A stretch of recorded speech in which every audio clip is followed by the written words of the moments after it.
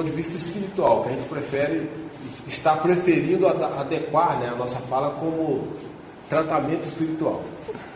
Até porque a cura é algo que deve ser trabalhado ao longo, né, das existências. E já conversamos a respeito da constituição nossa, como a nossa constituição sobrenatural, que é o próprio espírito, a nossa constituição física, orgânica, que é o nosso corpo físico, e a nossa pessoa num contexto social. Coincidentemente, essa semana nós ouvimos o nosso mestre também falando a respeito, muito próximo do que a gente já vem aqui dialogando, e ele mostrava como buscar nesse processo de cura preconizado pela Umbanda, dentro das suas várias metodologias que a Umbanda utiliza. E hoje eu conversava, eu não me lembro com o nome de um de vocês que faz parte da nossa assistência, me ligou, descobriram meu celular e me ligaram. E aí eu conversava com ele me perguntava a respeito mais efetivo dos métodos, né, que nós utilizamos como busca nesse processo curativo. E aí eu falei com ele que, resumidamente, que a cura nós podemos entender pelo aspecto da doutrina do Tríplice Caminho como a cura da luz, né, ou seja, a cura tântrica, que é a força de pensamento, a energia psíquica, tanto de médium para consulente, como dos espíritos com médium para o consulente, como do próprio espírito para os consulentes. E essa diferenciação, algumas escolas tratam como influência direta e indireta. Para nós da Umbanda, a gente entende que a energia ela só muda na questão dimensional e frequencial. Se está mais próximo da nossa realidade física, ela é mais densa. Se ela está mais longe da nossa realidade física, ela está mais distante, então ela é mais essencial.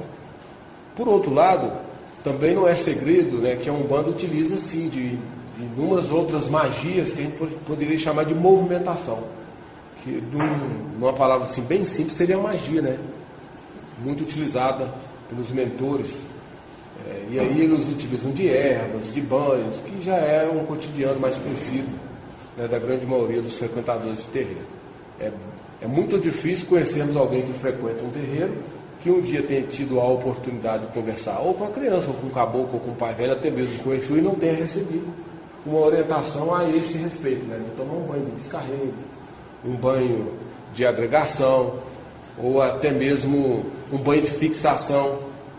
E a gente sabe que quando eles recomendam esses tipos de banhos, é porque está vinculado a esse campo de energia receptiva ou dispersiva.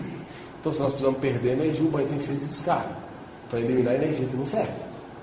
Se há uma deficiência no nosso campo áurico ou bioelétrico, da mesma forma eles costumam indicar os banhos para fortalecer esse nosso campo. E aí entra num ponto que o mestre falava no vídeo dele essa semana, e que tem tudo a ver com a nossa fala já de alguns encontros anteriores.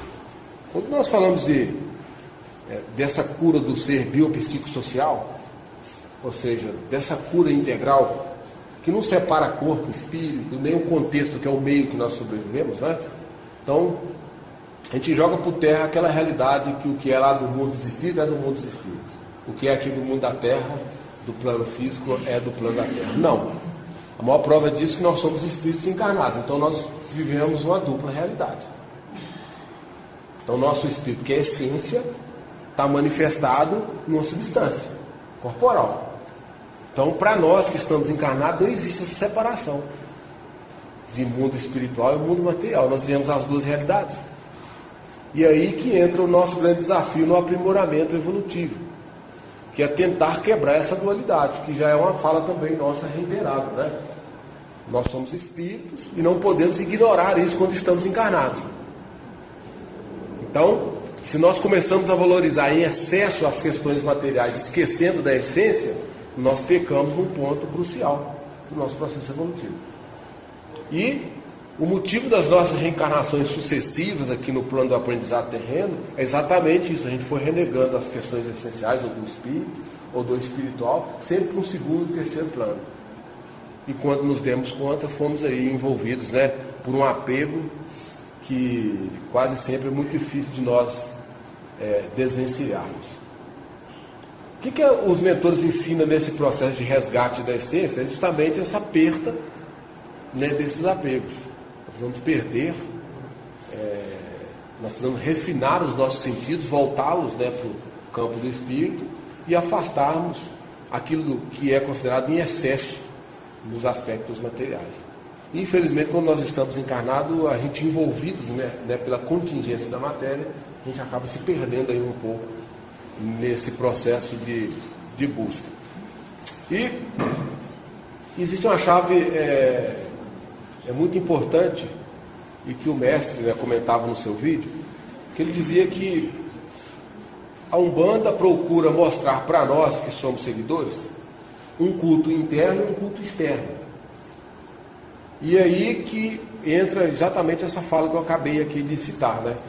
Se nós temos uma dificuldade em entender essa dualidade da própria vida, que é espírito e corpo, ou corpo e espírito, é muito difícil a gente entender esse processo de quebra para que a gente consiga valorizar a nossa essência, que é imaterial.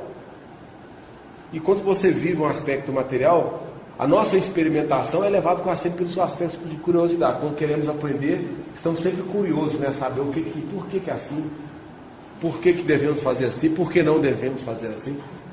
Nessa experimentação a gente vai ampliando os nossos saberes. E aí ele dizia que nós somos homens sapiens sapiens, né? Homem que sabe o que sabe. E é isso que nos diferencia dos seres irracionais. Nós temos a capacidade de poder refletir, raciocinar daquilo que é positivo. E isso é importante eu estar aqui dizendo a vocês, porque, não sei se vocês se lembram, já em algumas falas anteriores a gente comentávamos aqui, né, da importância das nossas escolhas. Quando nós fazemos escolhas, nós estamos separando, usando o saber, né?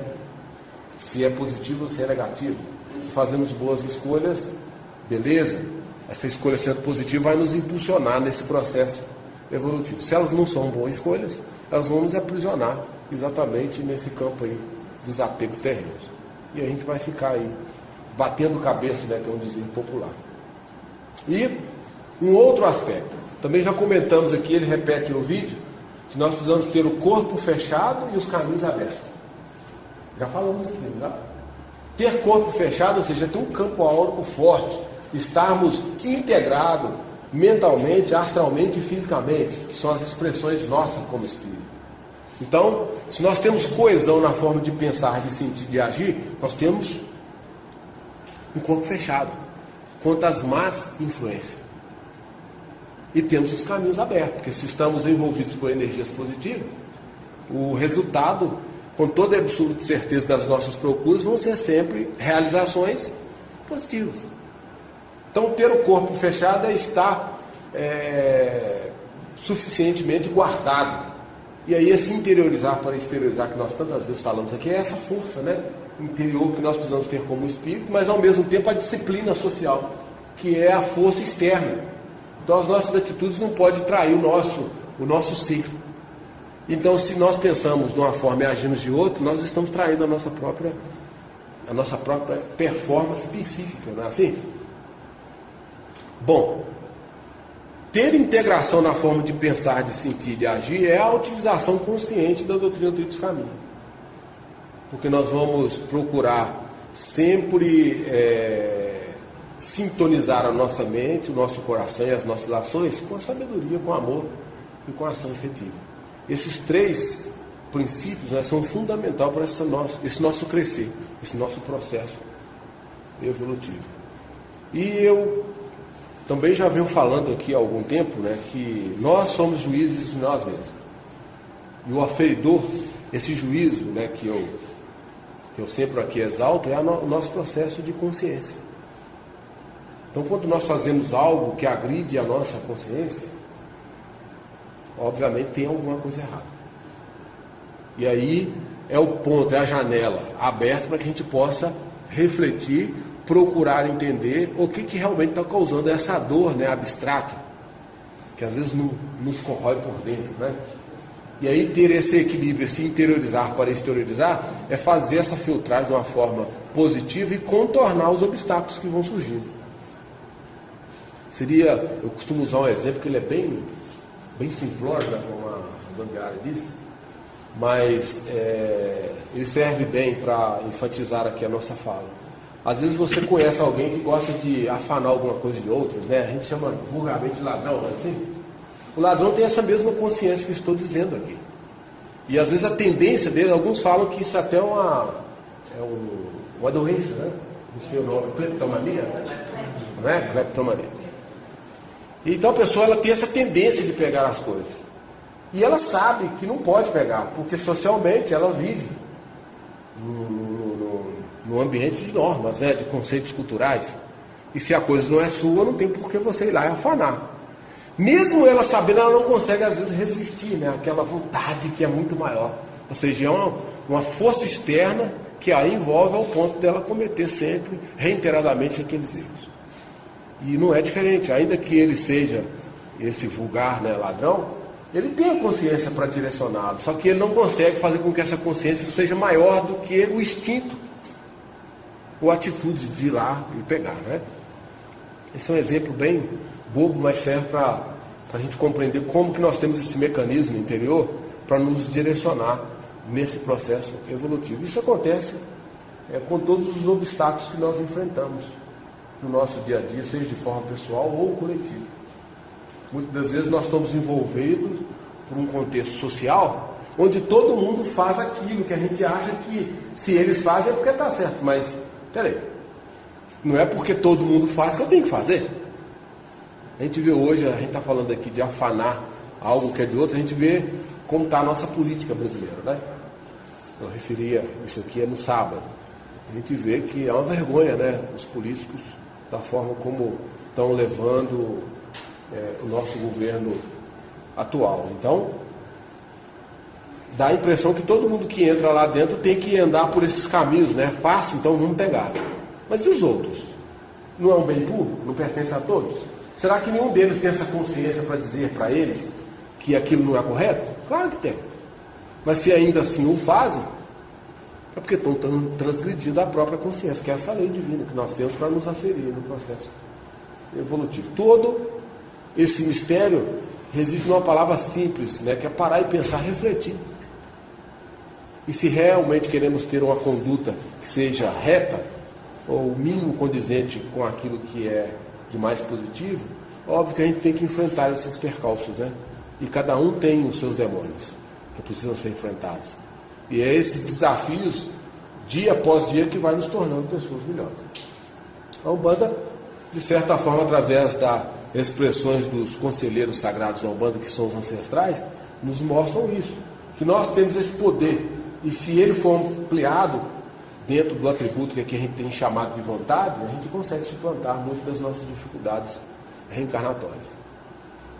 Mas se não dermos o primeiro passo, dificilmente nós vamos chegar ao ponto final, né? O processo evolutivo é uma busca constante, um aperfeiçoamento constante, é uma autotransformação, que é o próprio processo de crescimento iniciático preconizado pela Umbanda esotérica, né? Ou pela Umbanda num contexto geral. E aí esse irmão, quando me perguntava das metodologias, talvez a mais evidente seja essa, a doutrina do Tríplice Caminho, que nos ensina um equilíbrio, uma estabilidade e harmonia na forma de pensar, sentir e agir. Só que temos outros métodos que são utilizados no dia a dia de terreiros, né? E vocês conhecem hoje, por exemplo, vocês vão presenciar algumas delas. E às vezes uma simples magia, que é uma movimentação por uma defumação, pode livrar pessoas de determinadas quisilas, né, que ela por si só não conseguiria se livrar. É aí que reside o mistério da magia da Umbanda, sendo essa um dos métodos, né, muito utilizado por nós, né, cultores, né, do santo, ou seja, discípulos de terreiro. Bom, não dá para a gente... Gostaria de conversar um pouco mais com vocês a respeito dessas metodologias. Nós voltamos no assunto na próxima terça-feira. O que eu queria chamar a atenção aqui na minha palavra final, que eu sei que muitos de vocês frequentam a nossa casa há algum tempo, provavelmente já tiveram a oportunidade de conversar com a criança, com o caboclo, com o pai velho, com o Exu, e eu tenho certeza absoluta, todos eles devem ter dado a vocês algo para refletir, para aumentar e melhorar essa performance dentro desse critério evolutivo. E muitas vezes a gente é displicente até com essas recomendações. E numa forma bem efetiva de terreiro, né, que é aquela vivencial do terreiro, é colocar em prática aquilo que a gente está buscando, né? Porque senão nós somos simplesmente um conselho jogado ao vento, se dissolve, se perde. Né? Agora, como que eu vou saber se aquele que me foi recomendado funciona ou não? Se não através da experiência, da experimentação. Quando às vezes eu chego perto de um desses mentores, ele identifica no meu campo áurico determinados coágulos de energia e vira para mim e fala assim: meu filho, você está precisando tomar um banho de erva. Vai te aliviar aí dessas vibrações indesejáveis. Ou outras vezes vira assim e fala: meu filho, você está precisando tomar um banho de cachoeira, que é um banho mais preguiçoso, não precisa de massar erva, não precisa fazer firmeza de vela, que dá mais trabalho. Você só vai estar no mar, você está pronto, você só está debaixo da água, você já toma aquele descarrego natural. E quando você sai outro, né? Sai renovado. Agora, como se a pessoa não faz aquilo que é recomendado, ela pode dizer se funciona ou se não funciona? Por isso, Umbanda é uma religião de vivência. E se a nossa fé nos traz a um ambiente que preconiza a utilização desses métodos, é importante que a gente esteja atento a essas recomendações, para que a gente vá ampliando aí a nossa capacidade de melhora, né? Que é progressiva. Então todos nós temos a oportunidade de melhorar aí o nosso próprio estado de espírito. E eu diria que aqueles que não querem tanto, pelo menos melhora o estado corporal, né? Já é muito bom. Não precisa chegar ao estado psíquico mais evolutivo ou mais essencial, mas se o resultado da prática já der a uma harmonia no corpo físico, já está de bom tamanho. Quando nós nos levantamos às vezes cansados, você não sabe explicar: nossa, essa noite você não sabe onde você foi parar, mas você levanta, sinta que a gente parece estar carregando uma tonelada. E às vezes um banho descarrega pode resolver muita coisa. É isso.